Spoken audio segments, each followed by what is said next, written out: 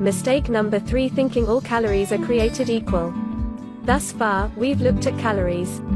And while calories are a crucial piece of the fat loss puzzle, they're in no way the only thing that matters. You see, when most people say they want to lose weight, they actually strive to improve their health and look better. The thing is, if you want to accomplish such feats, you shouldn't strive for weight loss. Instead, set your sights on fat loss. That's because losing weight doesn't necessarily improve health and appearance, but losing fat does. Now, when it comes to fat loss, calories remain a crucial element. But what is just as crucial is your macro intake. In other words, your consumption of protein, carbs, and fat is vital. How you set up your macros has a profound effect on how your body will respond to the meals you eat. For example, if you consume too many carbs, it'll be near impossible to lose fat even if you maintain a calorie deficit.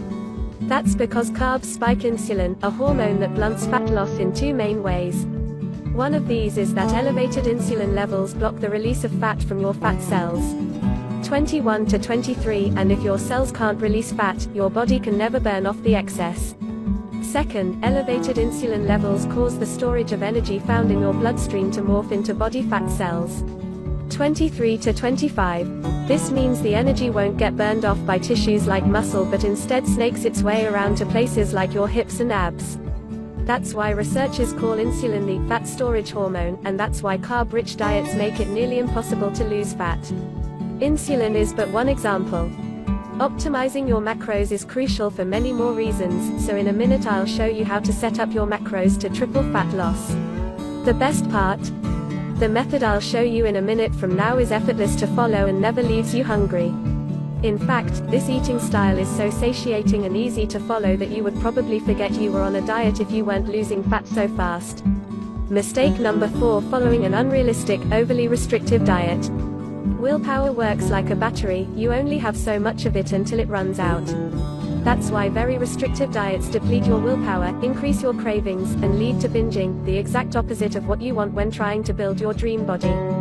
26 to 27. I've seen it countless times before, a guy or gal who is dedicated to losing weight and getting healthy.